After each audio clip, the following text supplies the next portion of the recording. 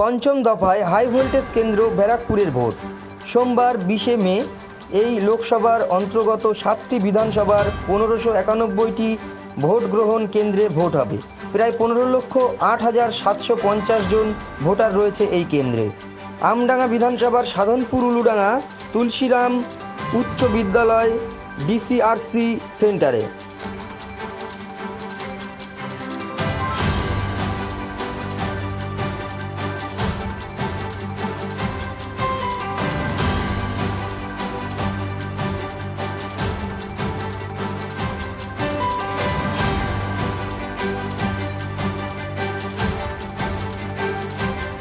ভালো লাগছে, এই প্রথমবার ভোটের জন্য এসেছি।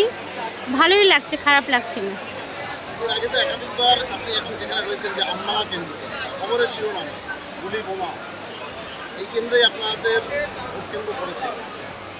না, গুলি বোমা ব্যাপারটা মানে আমাদের যতদূর অভিজ্ঞতা বলে সেটা পঞ্চায়েত ইলেকশনে বেশি হয়।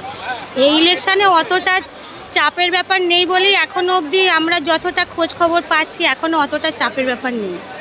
এবছর কি মহিলাদের বেশি? হ্যাঁ, এবছর মহিলাদের বেশি দিয়েছে। আমি এসি বারাসাত থেকে।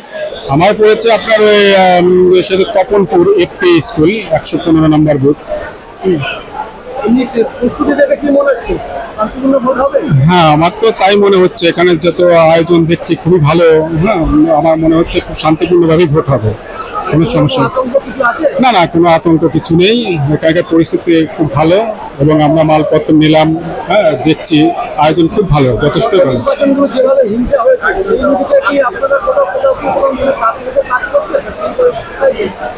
না, আমার মনে তো কোনো আতঙ্ক কাজ করছে না। এখানে যা পুলিশ প্রশাসন আছে, সিকিউরিটি আছে, সেক্টর অফিসারের সঙ্গে কথা বললাম, উনি যা বললেন।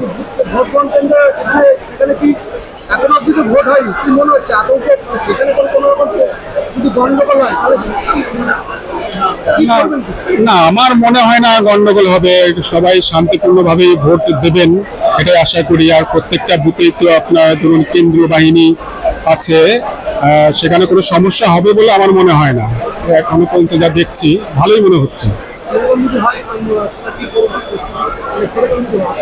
সেরকম হলে তো তখন পরিস্থিতি বুঝে তখন ব্যবস্থা নিতে হবে। আমার ঊর্ধ্বতন কর্তৃপক্ষকে জানাবো, তারা তখন সেই পরিস্থিতিতে কি রকম তারা ব্যবস্থা গ্রহণ করবেন তখন তারা সেটা নেবেন।